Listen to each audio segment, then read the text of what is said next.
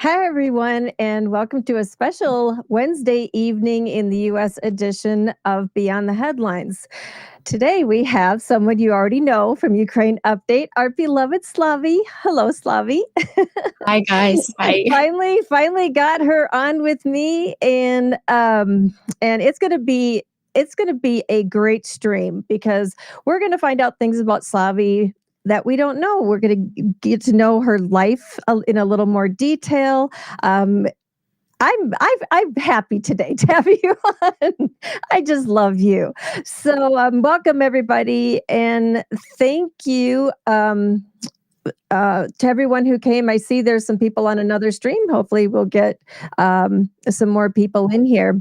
So we're going to kind of follow a little format starting from when Slavie was a little girl, all the way up till today. So Slavie, can you go ahead and tell us a little bit about what your life was like in Ukraine growing up? Yeah, I'll start it right from the beginning. I grew up in the center of Kharkiv, and in the center of Kharkiv, there's a huge zoo.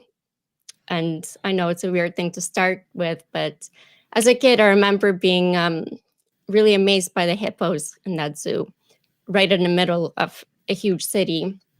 But my childhood was spent running around the central square, and I remember wanting these like roasted warm hazelnuts that babooses would sell at the entrance to the metro, and that's just the smell I have from the childhood. And yeah, they were wrapped in this newspaper too. Um, my first language was Russian, and then I learned Ukrainian in school as my second language. But the school I went to was an English school, though I didn't start speaking English until later. And I also had to learn French.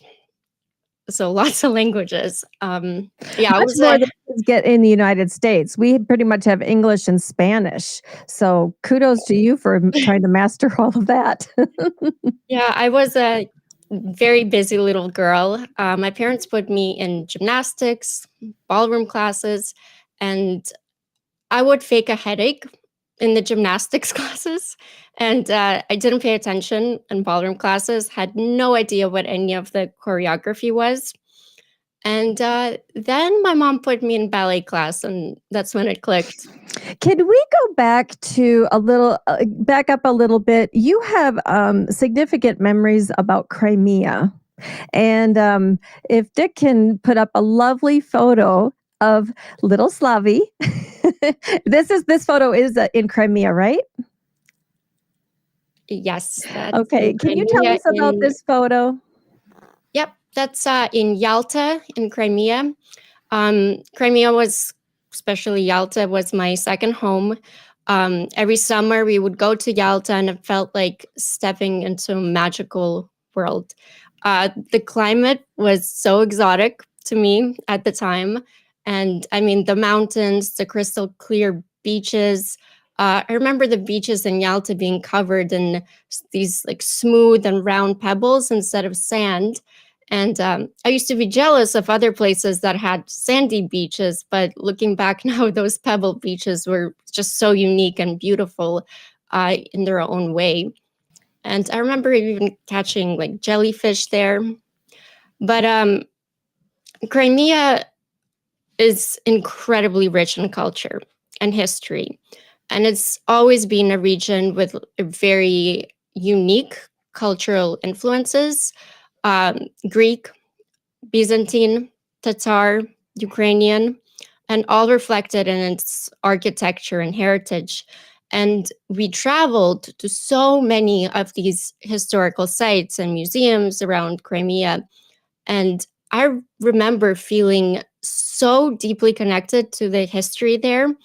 The palaces, the ruins, and the stories of the people who lived there all felt like they're a part of my identity as a Ukrainian. And never, not even once, did I think of Crimea as Russian. It never was. So, Dick just put a cute a photo up there. Can you tell us a little bit about this photo? yes, that, oh my gosh, I wish It's me and my dad in Crimea. I forget what was the name of this castle, but that was one of the historical sites that I just mentioned. Um, That that's so great that you have those family memories. They say, you can buy souvenirs, but our memories are all we can, we take with us.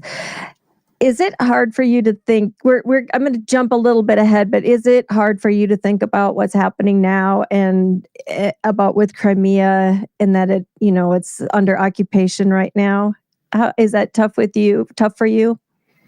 um, so when it happened in 2014, when Russia illegally annexed Crimea, I was devastated. By that time, I was already living in Los Angeles, and I joined the Ukrainian community here to protest Russians' actions. We stood in solidarity with those who were fighting for freedom at Maidan, and it seemed unreal that Russia was doing such a horrendous things, stealing not just land, but a part of our identity and history. So that shift in 2014 only deepened my commitment to Ukraine's sovereignty. It fueled my mission to share the truth about Ukraine and fight against the propaganda that tries to erase our culture and history. For me, Crimea is not just a place of personal memories, but a symbol of Ukraine's strength and resilience. I know in my heart that one day Crimea will be free again, and that I'll be there documenting its beauty, its history, and its return to where it's always belonged. And we'll be there watching you too. So one thing that I think some of the team members know, but I didn't even know till I got to know Slavie more, was that we do have one thing in common is that we grew up in ballet. My mom started but when you see how amazing Slavie is in ballet, I was nowhere near her. But the one thing that you share is the love for the challenge of dancing and the beauty of it and the music. Can you tell us a little bit about your ballet? You actually had a career, so Yeah, ballet was not just a skill I learned, it became a way of life. From the moment I stepped into my first class, I was introduced to a world of discipline, elegance, and the most meditative kind of focus. And I was just 6 years old. I was dancing 7 days a week, 7 hours a day, doing ballet, rehearsing choreography until it became second nature, basically. But ballet wasn't just about physical precision, it demanded mental toughness, and you had to push through the pain, overcome self doubt, and still manage to create something beautiful for the audience and effortless.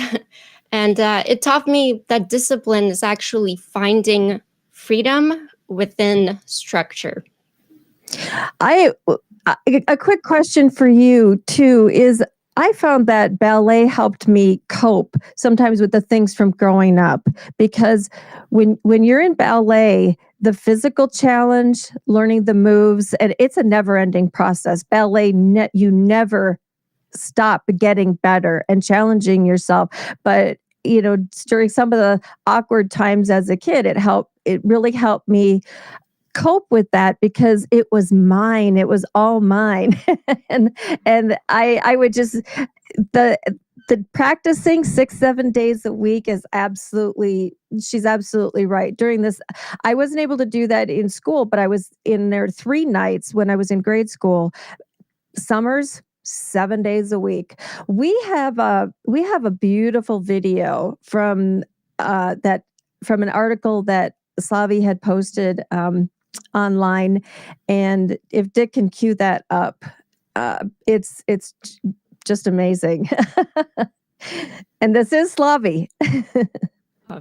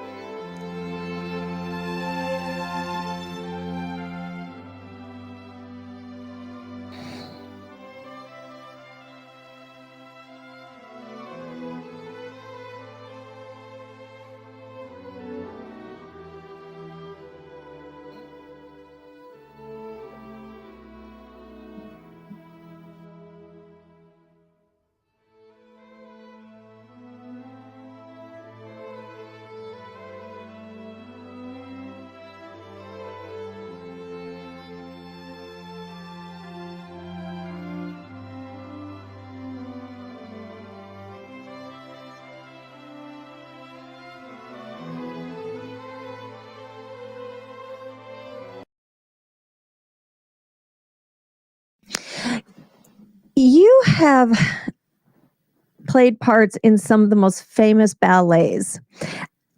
Can you tell us a little bit? Everybody knows the word Swan Lake. So, can you tell us about some of the ballets that you performed in? Yeah, Swan Lake was one of them. The Nutcracker, obviously. I had a soloist role. It was the Arabian dance. And I was also a soloist in Giselle, which was, I think, one of my favorite ones to do, because I'm deeply connected with the story of Giselle. We did Raymonda, I danced, La Bayadere, all the classics, basically, and some like American ballet school ballets as well, like Concerto Barocco, Four Seasons we did, and yeah. Did you train? You trained in Ukraine? Did you train in other countries in ballet and perform in other countries too? I started in Ukraine, and then most of my professional school was in Toronto, in Canada. Okay.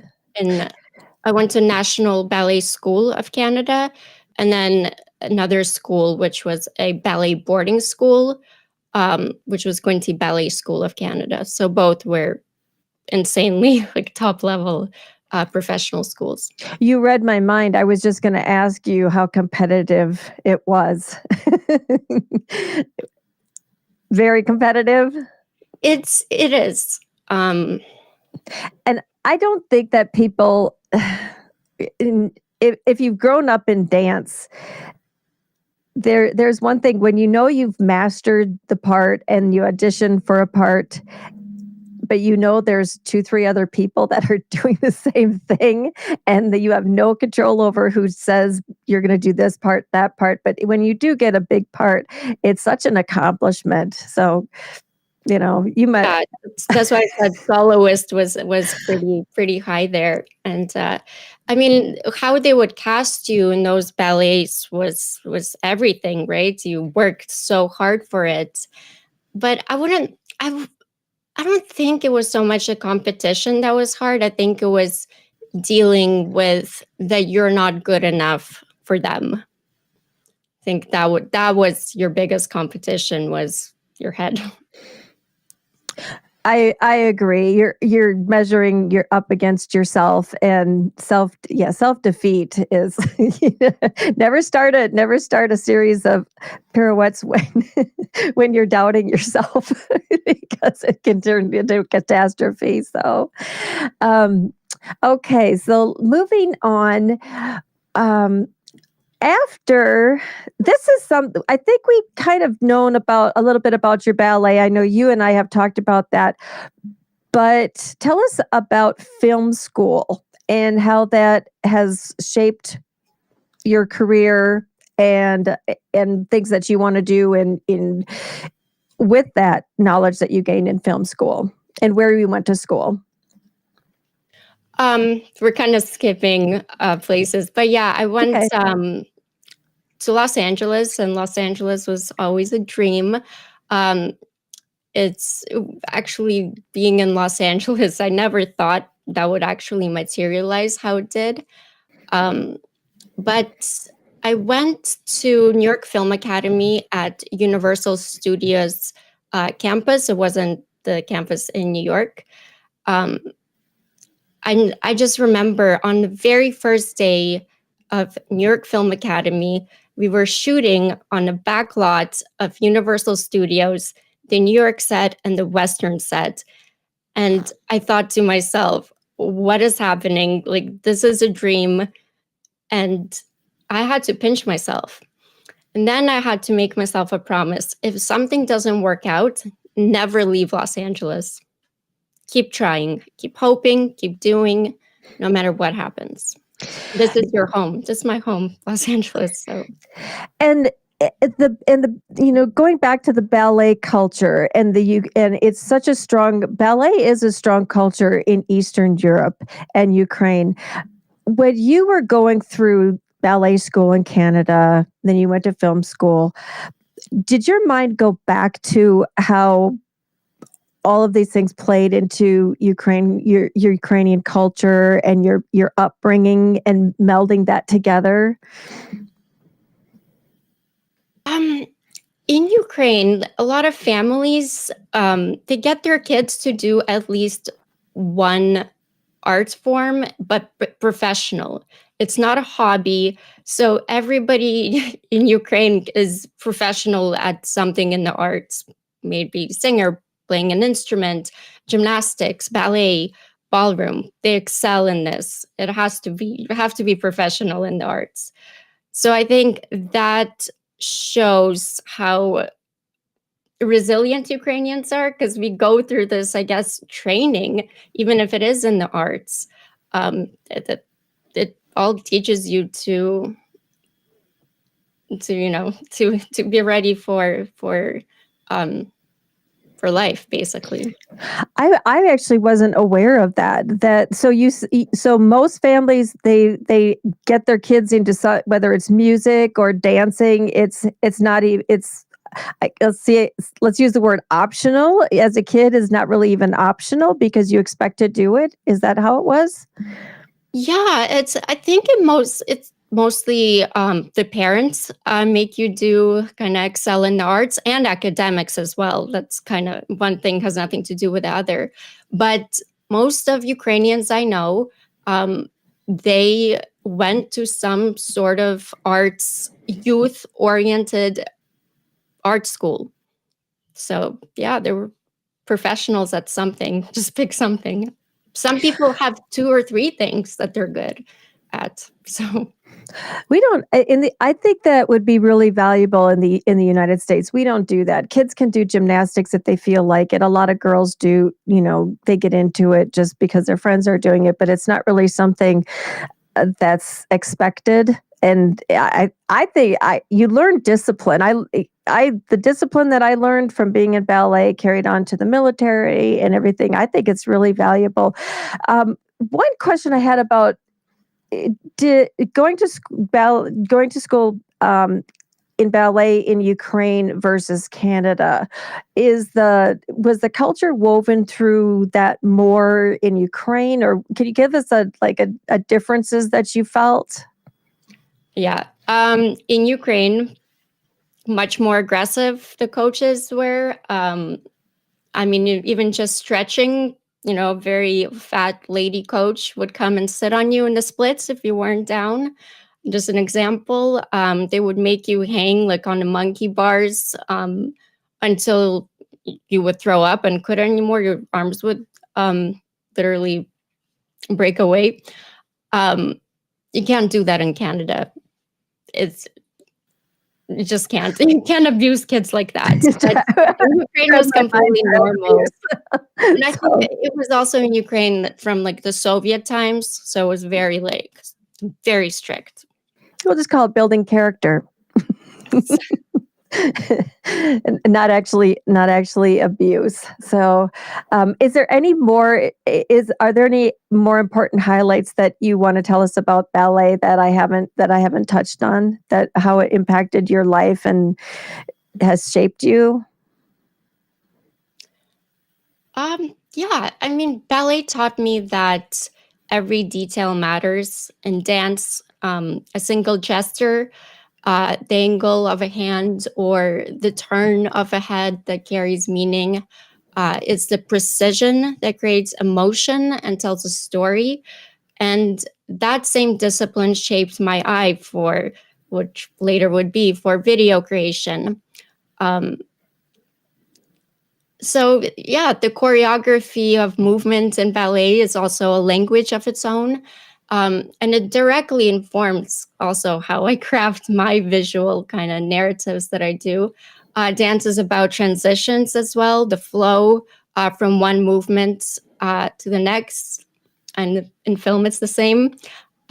It's about how scenes connect, how the rhythm of a story builds, and how the audience is carried through it all without realizing that they're being guided. So both timing is everything. A pause, a slow build or a burst of energy can create tension, joy, or heartbreak. And ballet taught me how to communicate emotion through movement. And now I use that knowledge to what I do today to shape the movement of a story on screen. That's a great analogy. Here's a question that you don't know I was going to ask, but in ballet, there's always one part of your body that an instructor will notice on you. For me, it was a dropped left elbow. I didn't. The problem area, right? Yes. What was your problem area? My knees. Because I have wide knees, and I know this is a ballet talk. Like, who cares about wide knees? But in ballet, your knees need to be hyperextended. That's beautiful. But my knees kind of stick out, and I get that from my mom. But yeah, my knees, and then I had to extra like work on them to get the hyperextension going. So I can see that. And you had a really nice arch when you're on point too. I saw that. That seemed to come naturally. So for some people it doesn't. They don't have any arch in their feet. It looks like they've got pieces of wood in their shoe. So all right. So moving on from ballet. So we talked about, is there more you want to tell us about your film school, or should we move on to your modeling career? we can move to modeling, and then we'll probably come back to film because it kind of goes throughout. Okay. And we'll just say the obvious. Slavie is so beautiful. She's always beautiful and put together. And this is like one of my favorite parts. I wanted to know how you got started in modeling and your career traveling the world, and how it shaped you from that experience. Yeah, transitioning because I went from ballet to modeling, and it felt like stepping into a completely different universe. I started modeling while I was still in high school, and I started getting booked for jobs, eventually signing with an agency. And when I was old enough, well, after graduating, I immediately got international contracts, packed my bags, and left home. And it was exhilarating and terrifying all at once. Modeling took me to Japan, Tokyo, Athens, Greece, and Spain, Barcelona, places I kind of never would imagined, and it gave me a chance to really travel the world and while getting paid for it. So that was pretty awesome. Opened my eyes to so many cultures and ways of life, giving me a sense of wisdom and perspective that only comes from stepping outside your comfort zone. So coming from ballet, I had kind of a unique edge. Ballet teaches you precision, grace, and ability to tell a story with your body, all of which translated seamlessly into modeling.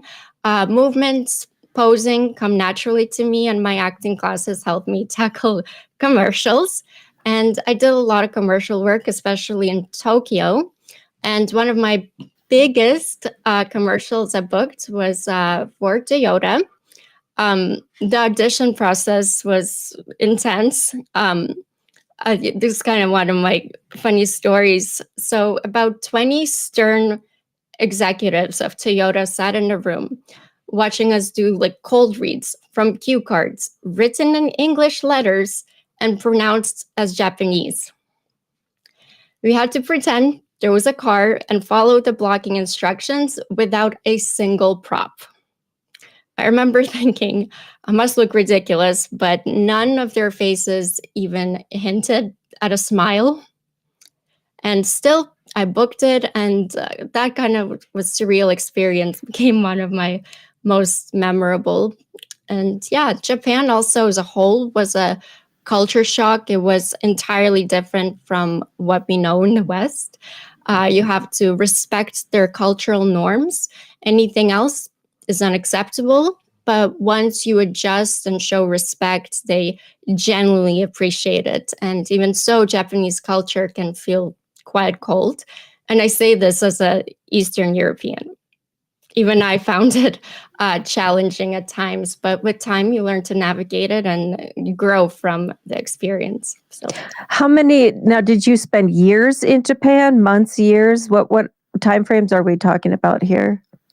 3-month contracts at a time. Oh, okay. But that's you're working there, eating there. You have to, definitely meld into the culture and be respectful. And so, did you, when you were there, did you stay with any Japanese families, or you got a place to live on your own? What were your accommodations like there? The agencies, they put you in a model apartment. So there was 4 girls in one tiny apartment, but everything in Japan is tiny. Everything. And yeah, there was 4 very, very tall models living in like a 2-bedroom apartment. And yeah. Were they all from different countries too? Yes.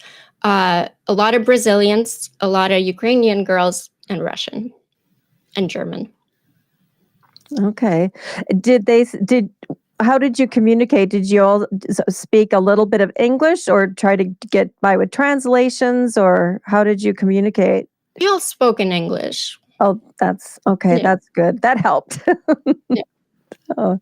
Aussie T's in our chat here. He gifted one Shell's membership. Thank you so much, Aussie T. I hope you're enjoying the program. I am. So after Japan, tell us what happened after Japan in your modeling career. When I went to Athens for that turned out to be 6 months because I mean I loved working in Athens. It was totally my market. It was a lot of fun at the same time. I love Greek food. I loved everything. I loved the islands in Greece. So why not stay? So I kind of had, yeah, I had a great time there. And I think the photos that you saw with the giraffes and all those photos, those were tear sheets from Athens. So now, when you're and I don't know anything about modeling, unlike ballet. Are you always somewhat in training for the types of shows that you have to, be in because they want a certain look or present a certain way? Or is it you kind of learned your own style and they just kind of take you as it comes? Or how does that work? well, if you're modeling internationally, every different city is its own market. So Athens or Barcelona were generally commercial markets. So the agencies would take you by the way that you look. And then the agencies would send you to like 10 castings a day that you had to go to for photo shoots, catalog, anything, commercials, and fashion shows. Fashion shows were honestly my most favorite to do. And I'm actually just like barely tall enough for runway because I'm 5'10", and the girls have to be like, 6 feet. That's safe. But yeah, they felt like performances, the shows, almost like stepping back into the world of ballet on the runway. You're not just walking, you're telling a story, channeling the energy of the clothing, the music, and the moment. Those 30 to 40 seconds on the runway just feels electric. The energy from the audience really charges you and creates a connection that was kind of indescribable. Unlike photo shoots, like you're static, posed. The runway was alive, dynamic, and full of emotion. And every step felt like art in motion. And that's where I kind of felt most alive and most at home. That's a great story. I think for myself, whenever we whenever I see somebody walking in the shoes, in the heels, I think to myself, I could never do that because I don't know if I would have the confidence to walk down there and know that I'd make it to the end without falling. So That is nerve wracking. But it's no matter how well you can walk in heels, I think everybody falls at least once in their runway show career. But I've never fallen, by the way. I slipped, but I've never like tripped over. And yeah. that's a great track record. But if you enjoy something so much, you become good at it. And it just is natural. So I could see that. Uh, so from modeling, let's see. Have I skipped anything? I want to make sure that we cover everything. So we're modeling. What comes after modeling for you, Slavi? I wanted to mention actually like about modeling, even though um, there is glamour in the runway and photo shoots. The modeling industry does have a stark contrast to the reality and behind the scenes. The world of high fashion can be cold and isolating. There's immense pressure to conform to kind of impossible standards. And the competitiveness can be absolutely brutal. And yeah, looking back, modeling did teach me about resilience, adaptability, and the power of storytelling again. And it wasn't always easy. And I saw sides of the industry that were deeply troubling, but it also gave me experiences that were shaped who I am today. And it showed me to navigate different worlds, how to carry myself with confidence in a dog eats dog world, and how to channel creativity even in pretty challenging environments. Um, yeah, I just wanted to say it's a very tough industry. There's no union. There is no one that really looks out for you as a model, and most they take advantage of the models. And it was hard to watch for me because there were younger girls. I was 18. The girls were 14 years old, coming from Brazil, Russia, and then they were trying to make money any way they could just to feed their family back home. So they did a lot of things for money, and it was hard to watch. And yeah, people, I mean, especially the fashion industry really takes advantage of the models, and it's just like it was back then. It's the same today. So There's been, and if you're a woman listening to this, we've all been in that place where we open up the fashion magazines, and never in a million years could we look that way or strive to look that way. We have actually anorexia in our family. My sister is, I think she's getting better, but has been a severe anorexic all her life, and it's bothered me because it's a horrible disease, and you hear about that in modeling. But one of the trends that I do see, and I'm not sure how far into the modeling world it goes, but you notice it. In some of the department stores where you see them trying to use different size models, where it's just not the you have to conform to this. We make clothes, and there's other shapes of, you can be a little heavier, you can be a little rounder, you can have a different shape. Do you see that as something that is made in the modeling world? Have we made enough progress in that, with saying, listen, you can be any shape or size or you want, and you're okay? Have you seen progress in it, or is it still needs a lot more progress? What's your opinion on that? yeah, it's the industry now is all inclusive, but it's not what everybody thinks it is. Not everybody can just go and model. That's not it. They still need to have some sort of look, whether it's plus size, whether it's medium size, short, tall. You still need to have some kind of look. And yeah, it's, I mean, it's all inclusive, but in my opinion, I know there's people that will fight me on this. In my opinion, it really isn't. And a lot of the shows that you now watch, like those like luxury brands mostly, they still use skinny, androgynous looking models. Well, heroin chic is kind of back, that look. So fashion, it comes around. It's always been like that. Just like colors, all the colors and the styles. And there's some years of styles. I look at. I'm never doing that ever again. So let's go on to Los Angeles. You currently reside in Los Angeles. You seem like you love Los Angeles. Why is Los Angeles the place for you? That you love it, you want to stay there, you want to try to, pursue your challenges in life and your goals. Tell us a little bit about that.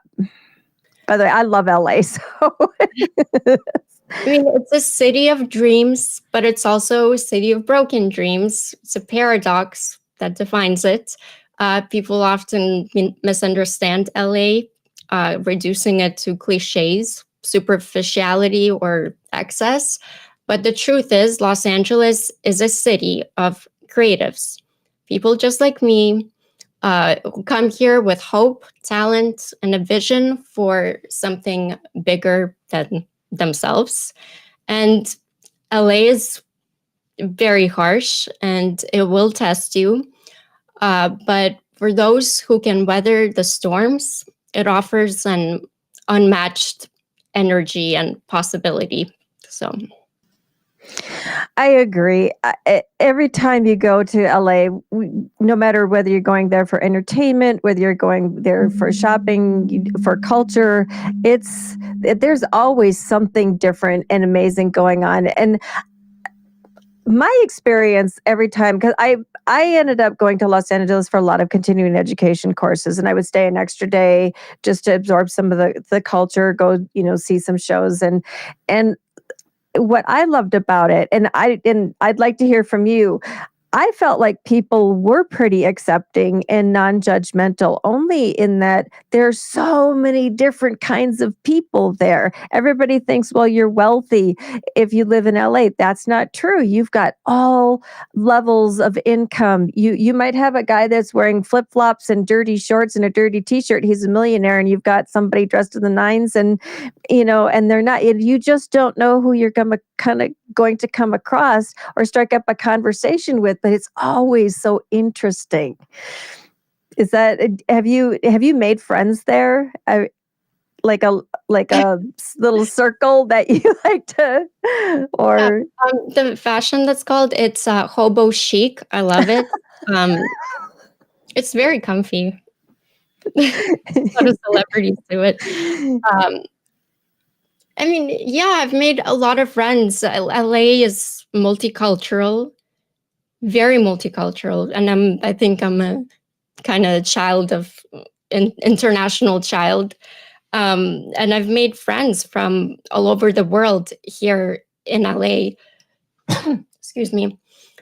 And you can get any kind of food, any kind of culture. LA has it all. So it's not just rich white people. So I love the hobo chic. I hope it includes sweatpants. I actually don't even, Slavie, I don't even own a pair of sweatpants. I promised myself I would have to get a pair. I have a lot of legging type things, but no, they are sweatpants. I just was never a sweatpants gal, but I was joking with some friends that I have to get one pair. You do. So comfy. And the good thing about LA is the hobo chic. It's mandatory to have sweatpants. It's mandatory to have a baseball cap. I love that about LA. You don't need to dress up at all. Just look expensive, but homeless. So can we move on now to your goals in YouTube? Now, we don't have to go right to there, because Slavie does have a really interesting story about her reporting, her writing, and I want to if I would like to whoever's dropping links, let's drop her link to her channel. Pretty much everybody I see in the chat knows that Slavie has a channel. She did reach her 1,000 subs, and now we just need to get watch hours up. She is actually co-streaming on her channel, so hopefully this will help the view hours and all that. And we know from watching Slavie on Ukraine Update that she's incredibly articulate. She researches her topics. She knows what she's talking about. She definitely has her opinions. She can talk to other people who have different opinions and have an amazing dialogue. So, if you're comfortable, can you tell us a little bit about your before you actually got to YouTube? We talked about this. Are you comfortable talking about that before you got into YouTube, where you were and what you were doing? Okay, because I didn't know this. When we met Slavie, someone was nice enough. I think maybe they met her on Twitter, or somebody who's a viewer actually brought her to us. So we kind of thought, well, YouTube was all it was, and this is what you want to do. But it turns out there's an incredible background story. So you have the stage. Yeah, I'm just trying to think how far back should I go? As far back, we're doing okay for time. Let's go as far back as you want. All right. Let's go back to the full-scale invasion. In the first year of it, I was doing 24/7 news on social audio called Clubhouse. It kind of like radio. It got so much experience from that. It was 24/7 newsroom experience, fact checking. We did it all there, and it kind of it gave me sanity through the chaos. With that room, we beat all records, 1.5 million listeners, and we had CNN anchors and journalists come and listen to us. That's how crazy it was. So I kind of learned from such a crazy experience to do news. But unfortunately, Clubhouse, the app, dwindled down, and I transitioned to Twitter, where I found another 24/7 news space there, and not going to mention names. I began creating videos for Twitter about Ukraine, its history and the war, but audio alone wasn't enough for me. So my whole life has been kind of rooted in the visual and performance arts, and I felt like I wasn't fully using my talents. So one video led to another, and I realized that being on camera was where I was most effective. And it wasn't just about sharing updates. It was about showing the human side of Ukraine and the stories. And that's when my purpose started to become a little bit more clear, was then. And I was kind of wondering, I had to upload a couple of videos that I made for Twitter to YouTube because people wanted YouTube links. They didn't want Twitter or X links. So that's how I kind of started uploading my stuff on YouTube. I was never at first meant to even be a channel. And so, it almost happened by accident. I started, realizing that YouTube was actually the perfect platform to do what I had always wanted to do, and that's to tell the truth about Ukraine and to an American audience. And as a Ukrainian American, I feel like it was my duty to help people here in the US to understand what's happening, why it matters, and what's our history and culture what it truly represents.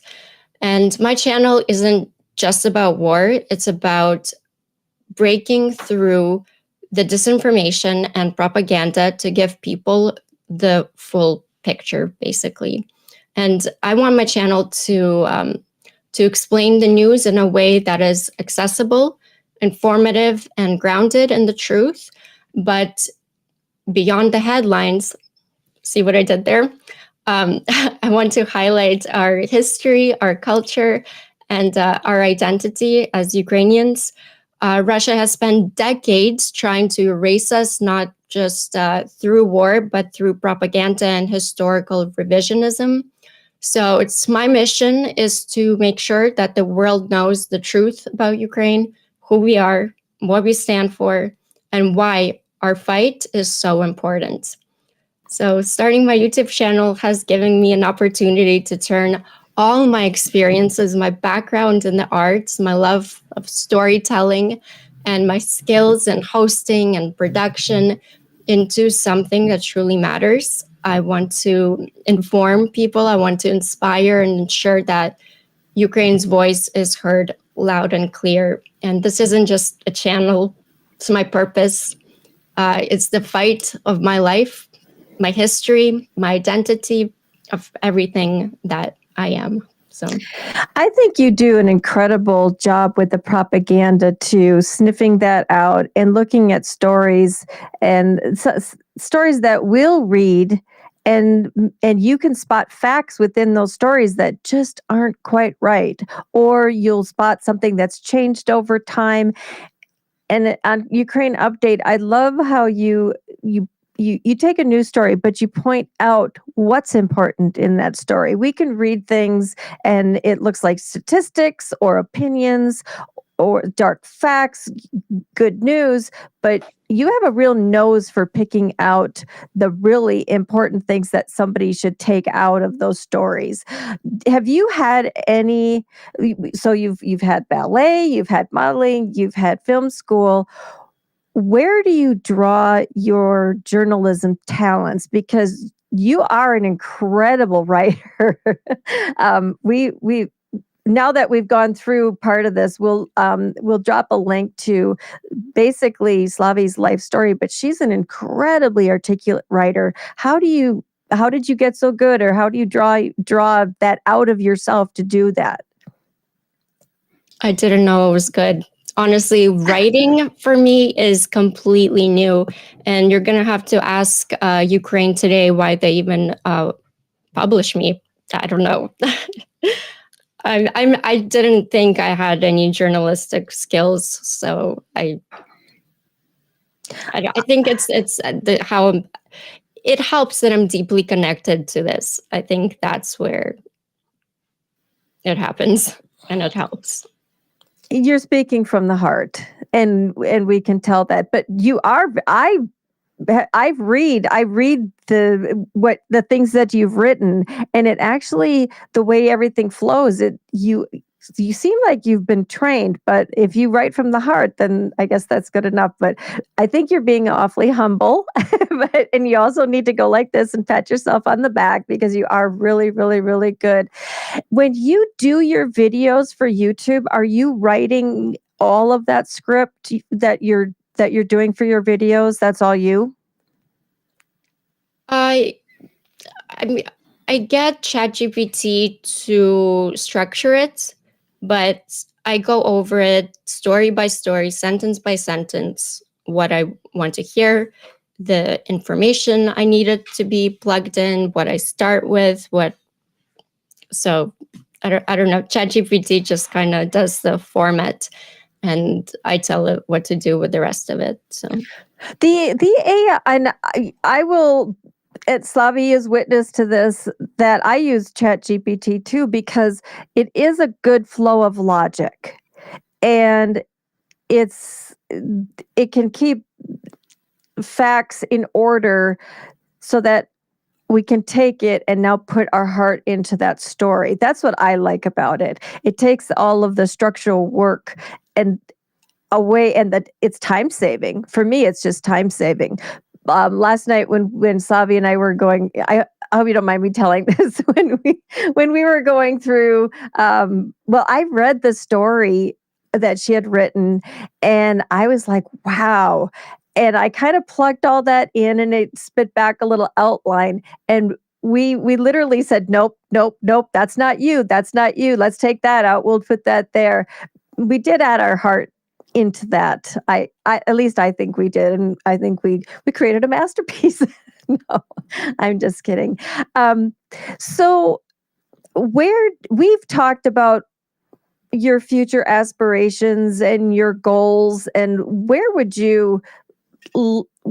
where would you like to see yourself? Let's just do 5 years. Where would you like to see yourself in 5 years? Doing what? Hosting my own show, have my own studio, couple of million viewers. Yeah, I thought you were going to say a couple $1,000,000. That would be that too. nice. Well, nice contract. I don't know with Spotify, maybe.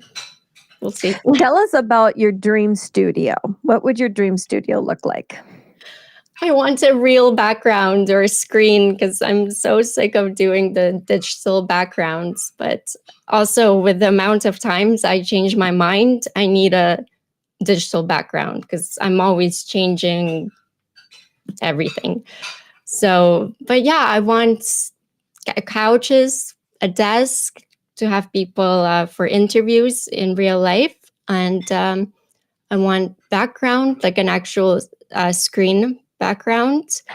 And yeah, I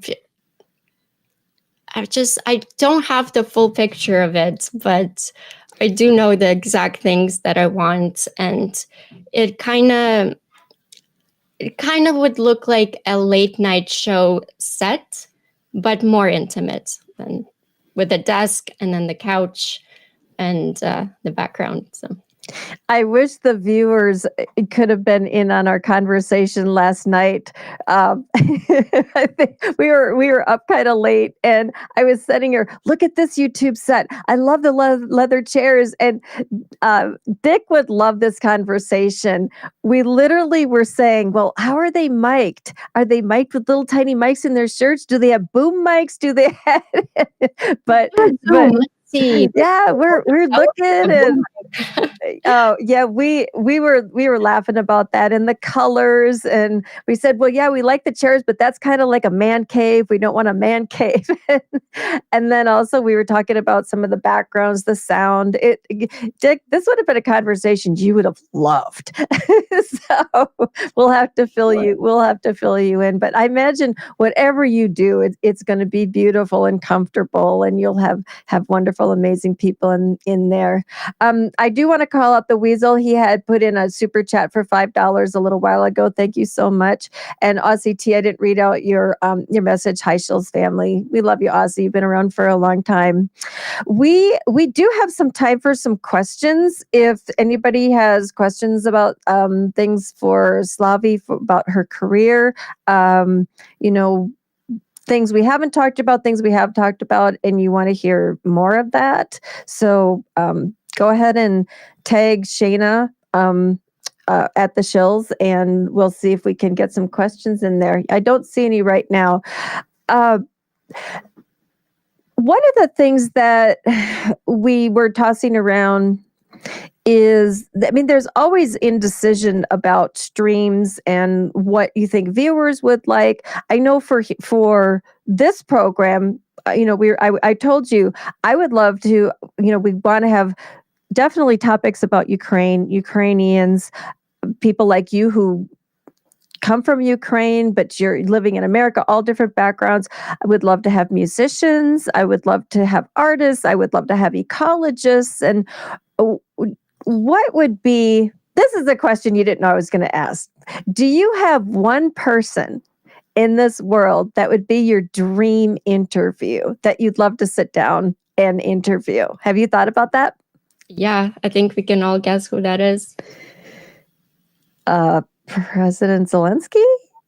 Of course. Okay, I didn't know. Could have been Arnold Schwarzenegger. He lives in California. Met him. Yeah, I think, and you never know. And the guy, he has sat down with YouTubers. We know that. And yeah, we won't go there. I think you would do an amazing job. And I think he should sit down with Ukrainians who are in the United States, and hopefully one day when this everything gets sorted out, you can do that. I I'd start writing him now and ask him. That's not a bad idea. I You definitely never need you to do. never know. Um, I never I there's I've had people in my life that I've wanted to meet. Do you have a favorite person that you just want to meet? Like if you could just sit down and have a dinner and a glass of wine and just pick their brain, who would that be? I mean, it would have to be Zelensky as well, but let me kind of. That's okay. I know she didn't expect these questions, so I am popping them on her as a surprise. I mean, I'm not really I don't care about celebrities much. Now it's just been, Zelensky. So Can you tell us? So I'll tell you. I'll lead off with the most interesting person that I met in my life, and it's a little bit of a shocker. I think the Schultz family knows about it. I think I might have talked about it on other streams. Um, I literally was able to sit down and I had dinner with Jack Kevorkian, and he's known as Dr. Death, but he was a pioneer in the euthanasia. And he was also, the one amazing thing about him was he was an expert on the Constitution. And I met him because I happened to be at a continuing education course in Detroit, Michigan, and his murder trial was in Detroit. That's where they ended up, that Michigan got him there, and he went to prison and ended up dying in prison there. And I didn't even plan on meeting him or anything, but the area of the hotel was like a business deck. It was only business people. You had to have a key to get up there because they were long-term people who stayed there. And the lady who brought food up from the kitchen and customized the food and everything, she's the one who said, you need to sit down and talk to him while you have the opportunity. And I just thought, oh my God, this is going to get really weird. And he didn't. He loved talking to people and he wanted to share his knowledge. Who's the most, up until now in your life, who's the most important, not important, the most impressive, the person that made an impact on you that you've met? This one's tough. I mean, it's gonna have to be my mom, but she passed away. But she definitely had the biggest impact on me, on my life. Her influences on me, everything that I've done in my life has always been her, and everything that I'm doing is for her because she was also a TV show talk host, and it was a historical show that she was exposing the true history of Kharkiv. And it was back in Soviet Union, and the Soviet authorities were actually after her for doing that. And I really want to do an episode of a side by side of the same locations of my mom and then me. So yeah, That's an amazing story. Do you think there's enough in there to write, a small book or even a short story or an essay or magazine expose on that? Comparing and Oh, contrasting. I mean, I think it would be an amazing story. yeah, we have to get it from because it's on VHS, so we have to get it, and I think there would be a lot to write about. I think that would be a piece that would stand the test of time. It could be used in schools, and you need to put that on your list. 1,000,000%. If you need any help, I'm there to help you because I didn't know that. We didn't even talk about that. That is so cool. How I many did. years? I didn't get to it. How many years did she do that? Oh, she didn't get to do it for long because then they would throw her in jail. But I'm not sure. I think there's maybe like 5 episodes that she did it. I think prep was a couple of years because it wasn't known history at all. So Do you know how you could get a hold of those VHS tapes, or? yeah, we have them. We just need. Oh, you just need to get Yeah. get them transferred digitally or something like that. There's lots of places out there that do that. As long as they were kept, you might have to do some color correction or something on them, but Well, I'm so excited because it's also going to be pretty vintage, and Mhm.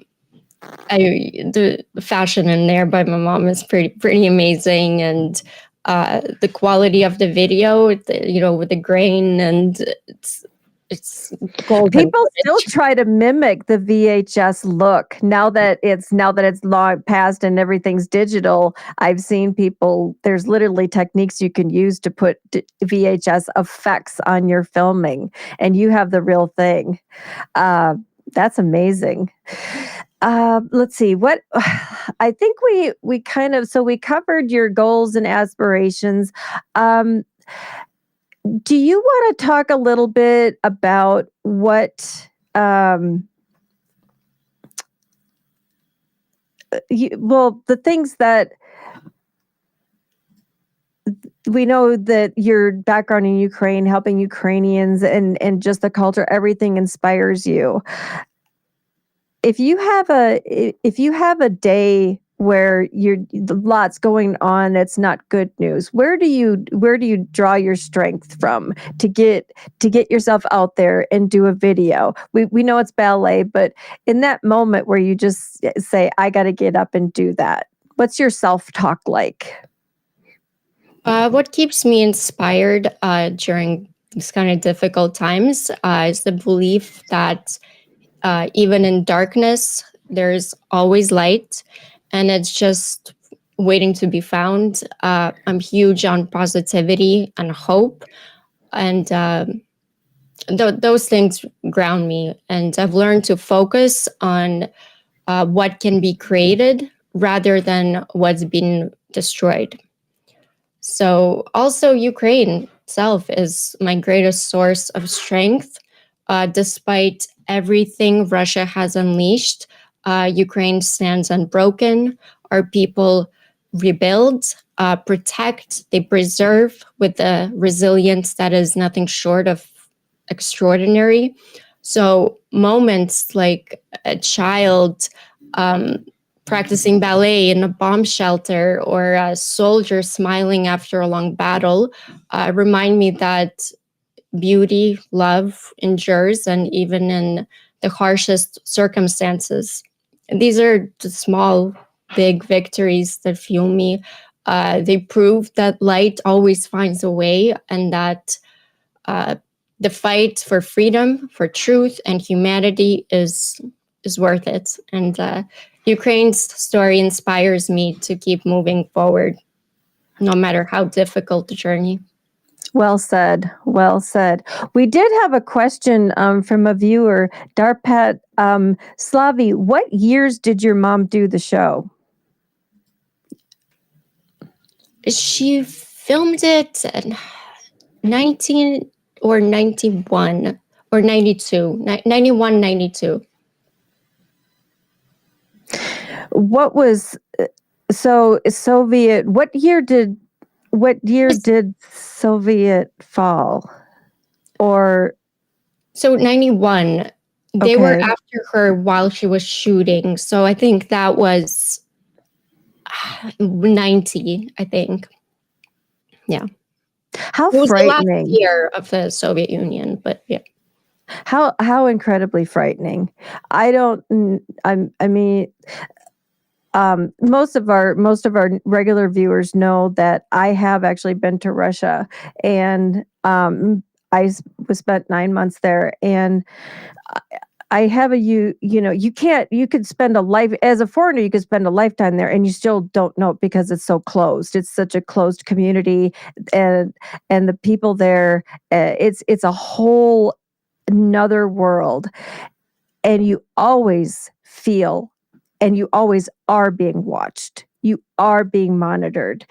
Some of the stuff I experienced, it just blew my mind. I can't imagine the courage that your mom had to do what she did, knowing that she was being watched and followed. And now I see where you get some of your gumption from, for sure. You've got that same gene in you. So that's real. That's a cool story. I hope that we could definitely hear more about that. Any more questions from our viewers? Let's see, we're going on 7:43. So why don't we go ahead and do we'll do some wrap ups here. One thing that we talked about last night was because of Slavie's aspirations to have her own studio and interview people, we were kind of brainstorming about people that we already know. And the one nice thing that's happened to me is if people remember the Ray of Life box, we did a little fundraiser with Dave Nonemacher and his pastor friend. They come back all the time and they say, hey, we've got a couple more people that want to be on. And the guests, once you start doing it, the guests start coming. And I asked Slavie, there's a few people out there that it would be a lot better stream because she's Ukrainian and these are Ukrainians if she could be on. So hopefully we'll be collaborating on a few more if we can get these people on. If I strike out, Slavie, you have to go in and be my backup, and we'll decide if you want to be the first one to ask, because it's we need these people to know that they're going to come in and have knowledgeable people who are going to ask intelligent questions and make them feel comfortable. So I'm looking forward to that. And we can get to know some amazing people in the community. You were talking about, before we wrap up, it just reminded me, the LA Ukraine community. Tell us just in a nutshell your experience and some of the wonderful people that you've met there. There's a foundation, Stand With Ukraine Foundation, that I go to events with them. Most recent one was when the wildfires, they're still happening, but the first wildfires, the Ukrainian community was giving back and giving out borscht and chebureki to the victims, to firefighters, to whoever was hungry for Ukrainian food. And it was pretty incredible that how Ukrainian community came together and stood in solidarity with our neighbors, our other community here in LA. And I think Ukrainians firsthand know what it's like to lose a home, to say goodbye to a home, to your memories, to everything that you are, to your identity. Because end of the day, no matter how rich you are, those are your things. And it's terrible losing them. And we just hope that we'll win in Ukraine, we'll rebuild LA and rebuild Ukraine as well. So absolutely. I was checking on Slavie almost every day because she knew that I had gone through two horrible firestorms in San Diego. Both were evacuations. One evacuation had to be out for almost 2 weeks. Came back to about still had a house, but about between $20,000 and $30,000 worth of damage that insurance didn't even help with. And that's just it. It's like, I hate to say that fires do bring community together, but when I saw you do the reporting there and everybody had the food out there, it had a really feel good feeling to that. And I was happy to see you there, and thank you for the little video you did for us from that. That was really nice. And I'm sure everybody wants to see more of that from you, and I know we will. And it was actually really weird because on Twitter I got attacked for that video. They didn't like it that I was smiling and was dancing around. And these are, mind you, the people that are not in LA, not in California. And yeah, I got a lot of flack for that video. And I guess other people, they just don't or hate to see communities come together, because I think it wasn't me smiling or dancing around. I think the more of it is they were bothered that we stand in such strong unity when such horrible things happen. So I'm gonna keep on doing it. Whoever was bothered by it. There's always someone happy to stand with a knife and just wait to fling it at you. So we all have those people, and yeah, it is bothersome. And some days it's worse than others. Some days I can let it roll off, and then some days it really does get to me. But you belong to an amazing family, here on the Shills. So we'll always be your support there. So I'm going to let you, I'm going to thank all of our helpers here. And I want to remind everybody to share Slavie's channel out, share her individual videos out. She makes some great shorts. She's on Blue Sky. She's still on Twitter. She's out there, so wherever you can. And then of course join us when she's on Ukraine Update on Saturdays, and I'd love to host that with you again. That was fun. So Yeah. So Mr. Dawson.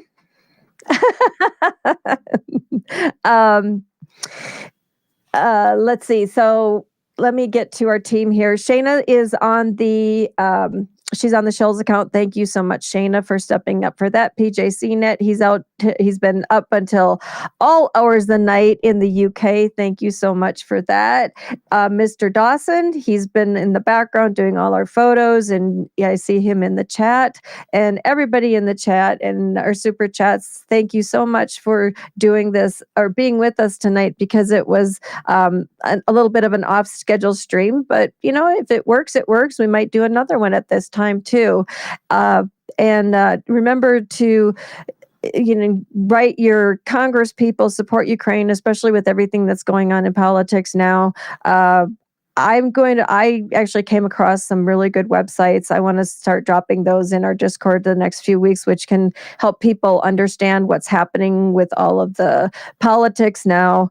I'm not again named that person. It's just frustrates me. So, but there's the awareness, and listen to Slavie, because she's going to be continuing to bring you news and reports and opinions and busting out propaganda. And thank you for being here. I love this. This was so much fun. Thank you so much for having me and taking a chance on me. I was so nervous for doing this. It's my first live interview, but I'm glad I did it. The worst is over, and I hope I answered the questions okay. You did great. I hope I made you feel okay. You feel a little more comfortable. So I'm going to let you have the last word. What do you want the listeners to know?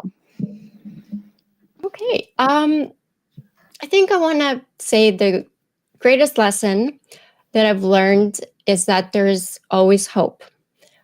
Art, storytelling, and activism are built on hope. The belief that what we create can make a difference. In the darkest of times, they remind us that light always finds a way through. And as long as we keep creating and fighting, we have the power to inspire and build a bright future. So, Slava Ukraini. Heroyam Slava. See you soon, everybody.